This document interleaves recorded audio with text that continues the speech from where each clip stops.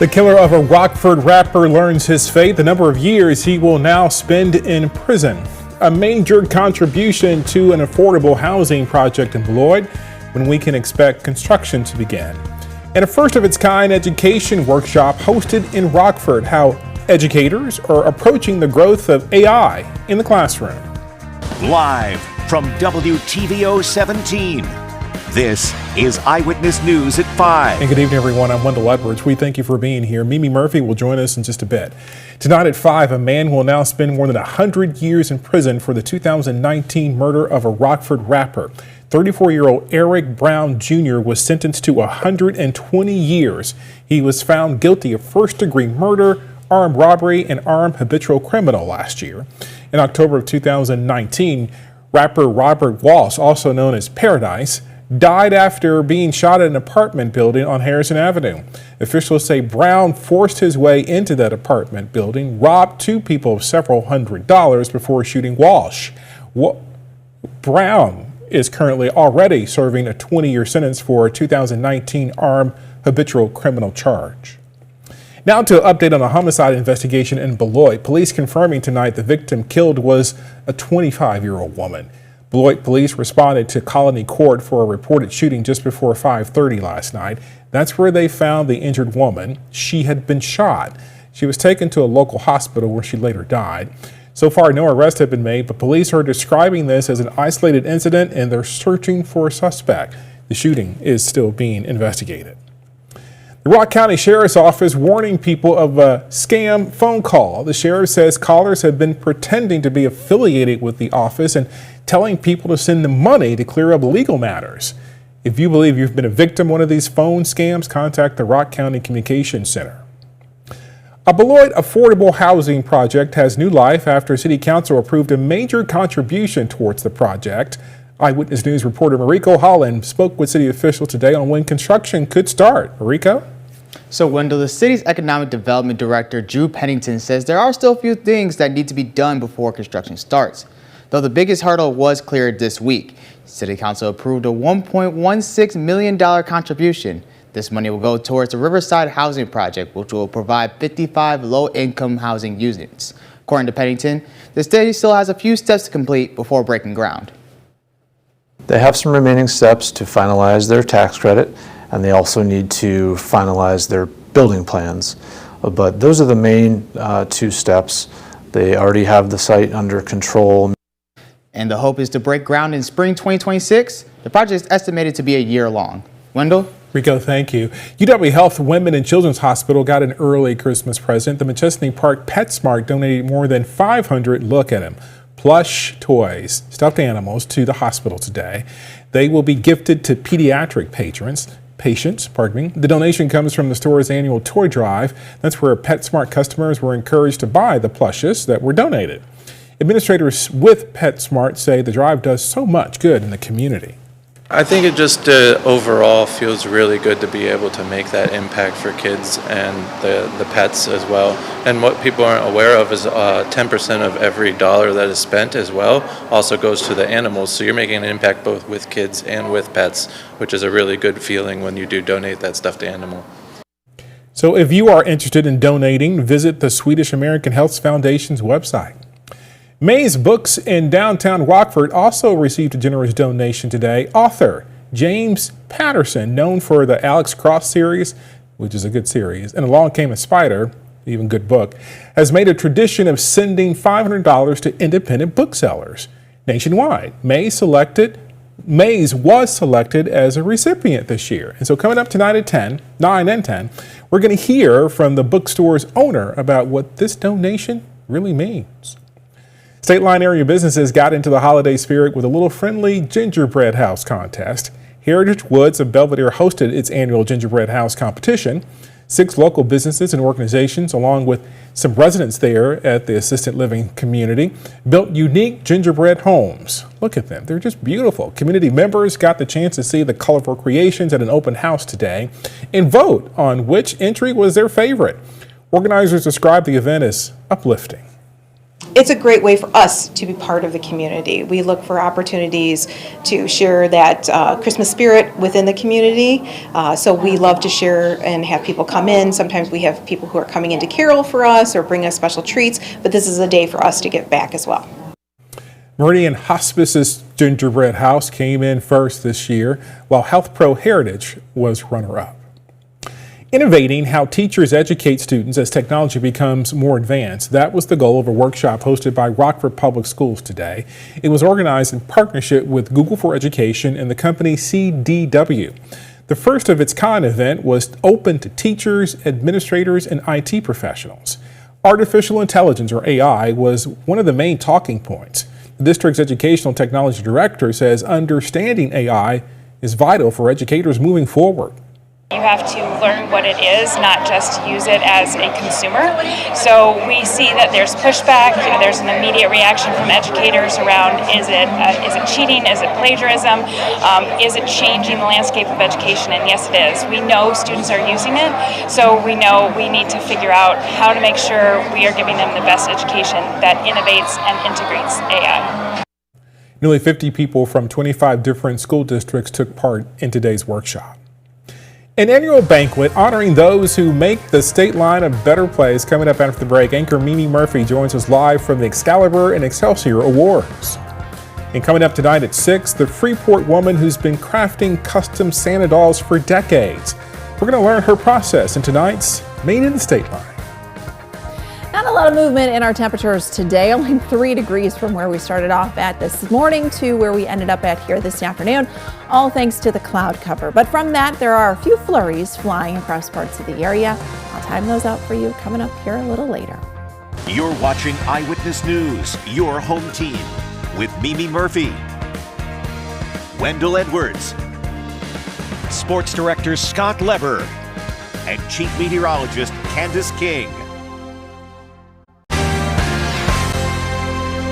Tonight, a local celebration of those who make our community a much better place. It's the annual Excalibur and Excelsior Awards. Eyewitness News anchor Mimi Murphy is hosting tonight's ceremony, and she joins us now live from Prairie Street Brewing Company. Mimi, good evening.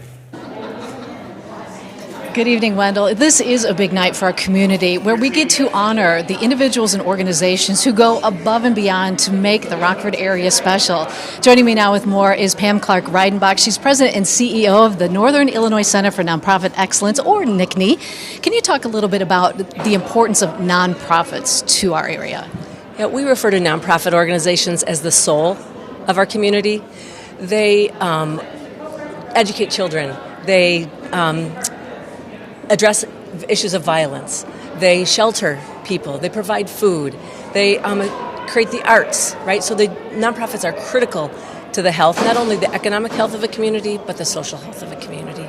Now, tonight with the awards, the Excalibur Awards, we have 3 individual finalists, and then for the Excelsior Awards, we have 3 organizations.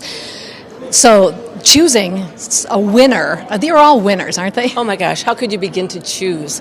Especially the organizations, choosing between a Center for Autism for Kids, educating our kids with Rockford Promise, or the Vet Center, helping veterans, right? Yeah, they all are fantastic, and you may have seen some of the profiles we've done on them. Very exciting. So tell me about NICNE's role and why you partnered with the Excalibur Excelsior Awards. Yeah, so NICNE is partnered with the Community Foundation and the Register Star because we know how important it is to acknowledge the critical work of nonprofits, as well as to acknowledge the individuals in our community that give back to others. There's so many people that know that because they've been blessed, that they need to be a blessing to others. And we are going to see that over and over tonight with the individuals that are the finalists, as well as those that are winners. As I said, they are all winners. And choosing someone, just narrowing it down to 3 and 3 must have been very difficult. Nearly impossible, right? Yeah. It's really difficult. You just come down to the smallest things, right?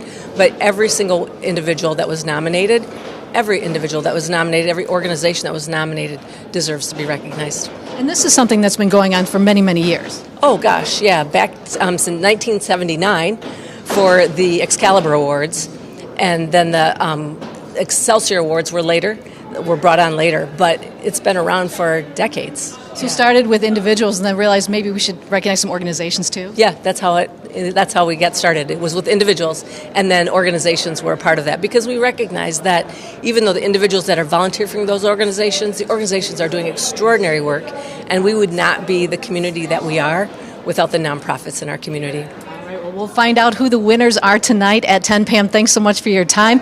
So tune in tonight at 10 and you'll see the winners of the 2025 Excalibur and Excelsior Awards. I'm Mimi Murphy reporting live from Prairie Street Brewhouse. Back to you, Wendell. Thank you, Mimi. Enjoy tonight. Temperatures will be bitter cold this weekend here in the state line. Coming up, Candace tells us just how far below zero it could get. Her full forecast is next.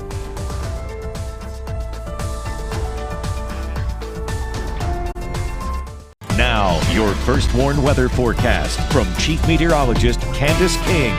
Well, we have once again been socked in the cloud cover here this afternoon, really not allowing our temperatures to gain much ground from where we started out at here this morning. 23 our number now in Freeport. We're 24 in Rockford, 21 one of the cooler spots in Janesville, 20 in Harvard, and 25 that temperature in Sterling. Not much of a breeze out there, so that is helping in our wind chill department. We've got plenty of cloud cover overhead. We look live with our SkyTrack camera out in Rochelle, looking off to the northwest. Winter weather advisories extend from the plains down into central Illinois. Nothing for us as all that heavier snowfall continues to bypass us to our west and southwest. We might still get in on a couple of flurries or even a brief light snow shower along the northern edge of what is coming down now from Iowa into Illinois, but it's not going to be much. But where we do see some lighter snow come down, I think that'll be more of an impact for southwestern counties, so portions of Carroll County, maybe far western Ogle County,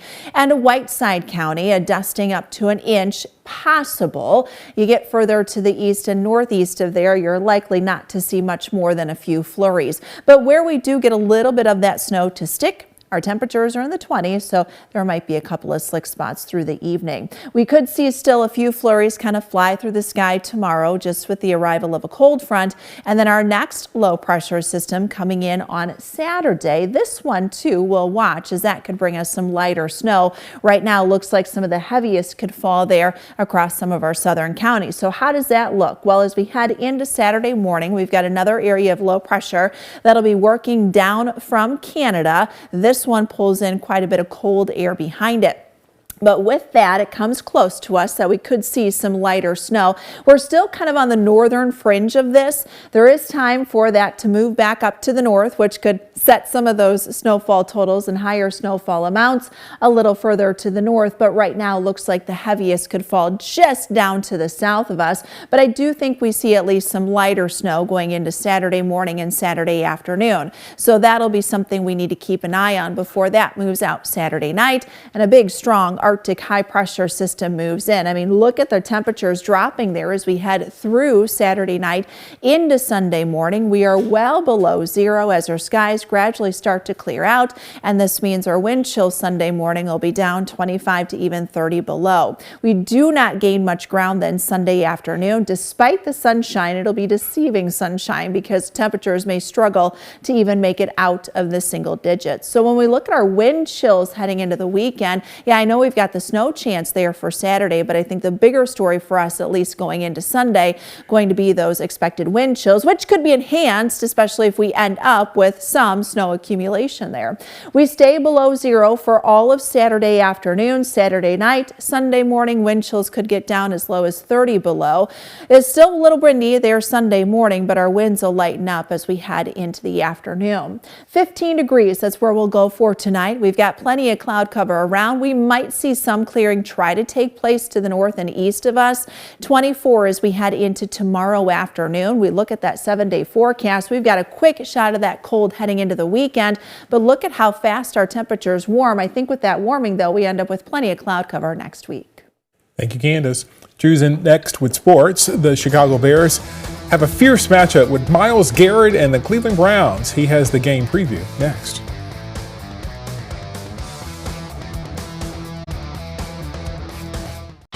Now sports with Drew Collins. After the loss to the Packers, the Bears set their eyes on a 3-win Cleveland Browns team. The Bears are 7-point favorites and are expected to dominate, but Cleveland has a lot of talent that's starting to warm up. Cleveland has the second-ranked defense in all of the league with all-pro pass rusher Myles Garrett. They also have a rejuvenated offense since rookie quarterback Shedeur Sanders took over under center. Sanders is coming off a game where he threw for 364 yards and 3 touchdowns. The Bears will rematch the Packers in just 9 days, and that game is clearly more important, but let's hope the Bears don't overlook a talented and hungry Cleveland team. He's doing a great job as a rookie. You know, he was able to sit in and soak in that offense over the course of the spring and the summer and early in the season, and you can tell that that's probably benefited him to a degree because now he's able to go out there and let it loose. He does a great job of extending the play and creating on his own as well. So they're dangerous players. I mean, they can get hot and make you hurt in a hurry. So last 3 weeks, you kind of feel a little bit of a spark there on offense with Shedeur out there. The Packers will be in Mile High taking on the Denver Broncos. Denver is one of the hottest teams in the NFL, and they have won 10 games in a row. They are also at 6-home, undefeated at home this year. It's a tall task for the Pack, but if they are truly a Super Bowl contender, then this could be a preview to a possible matchup in February. Yeah, I think anytime, you got going against elite pass rushers and, a good all-around rush it's all about, playing on time as a quarterback. Obviously trying to get the ball out as quickly as possible, not trying to hold on to it sometimes. We'll be on silent count, so that always plays, another element. I think there's a lot of similarities when I look at our defense in regards to the style of play, how hard they play, how hard they finish and tackle. There's just not really a weak link out there. That's sports. We'll be right back. Our first Warning Interactive Radar brought to us by Rockford Glass and More. We got a couple of flurries trying to come across the region here, but most of that accumulating snowfall kind of bypassing us to our west and southwest. Temperatures in the mid and upper teens tonight. We've got a few flurries that could fly through the sky throughout the day on Friday as we're back into the mid-20s. Cold really settles in there for the weekend. Single-digit high temperatures Saturday, Sunday. We'll keep an eye out for some snow coming up on Saturday morning and afternoon, but sub-zero temperatures and wind chills Sunday morning. Thank you, Candace. Thank you for watching. We'll see you again tonight at 6.